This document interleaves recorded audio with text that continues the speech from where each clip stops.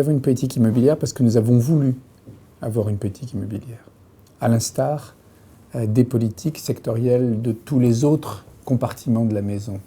Donc si vous voulez, il y a une pratique de l'aménagement urbain que nous avons développée depuis 20 ans, que nous avons intensifiée depuis 10 ans, et qui fait de nous, aujourd'hui, des leaders en matière d'insertion urbaine de grandes parcelles industrielles dans la ville dense.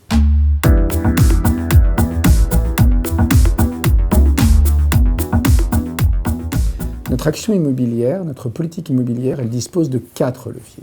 Le levier industriel, ça consiste à dire que nous sommes un outil industriel, nous le patrimoine, au service du mainteneur, au service de l'exploitant, pour qu'il délivre un service de transport parfait aux voyageurs. Il y a un deuxième levier, c'est un levier économique. C'est qu'en aménageant nos sites, en construisant au-dessus, en construisant à côté, en densifiant nos parcelles, nous créons du cash, nous créons de la valeur, nous créons de l'argent. Et cet argent est réinjecté dans les projets de modernisation de l'appareil industriel.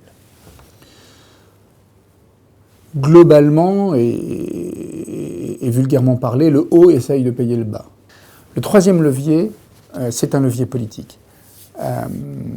Le levier politique, ça consiste à dire que vous ne faites pas un morceau de ville tel que celui-là sans embarquer avec vous, sans concerter les élus locaux.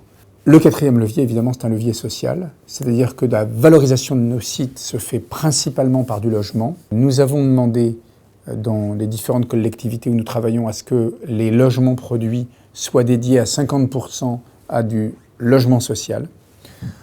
C'est très important pour la RATP.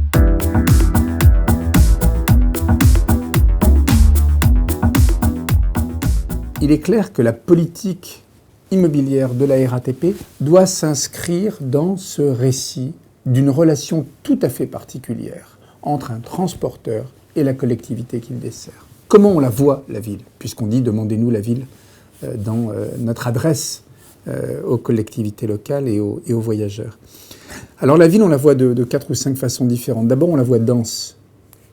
Alors c'est un mot qui fait peur, dense, mais on peut dire qu'on la voit intense, on la voit compacte. Nous la voyons également mixte, c'est-à-dire que la RATP, c'est la mixité. C'est la mixité des gens qu'on transporte. Eh bien, dans notre politique immobilière, c'est la même chose. Nous favorisons une mixité, une double mixité. Une mixité sociale, bien sûr, c'est celle qui tombe sous le sens.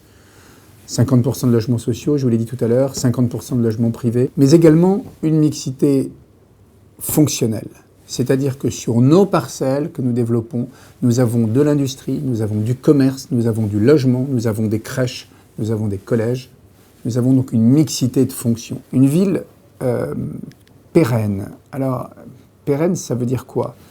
La pérennité de la ville, c'est sa capacité à transformer une histoire en lieu. La pérennité de la ville, c'est sa capacité à créer les conditions pour qu'un patrimoine puisse continuer d'exercer sa fonctionnalité, puisse continuer d'être un dépôt de bus, puisse continuer d'être un atelier de réparation du métro.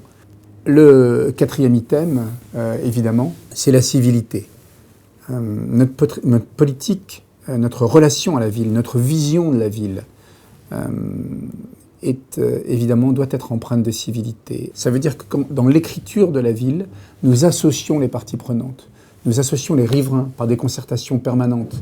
Nous associons les élus. Nous associons les maîtres d'œuvre, les architectes. Nous organisons des concours d'architecture systématiques parce que nous ne détenons pas le vrai en matière de forme urbaine. Nous pensons que la forme de la ville a un impact absolument considérable sur la capacité des riverains à se sentir bien dans leur lieu.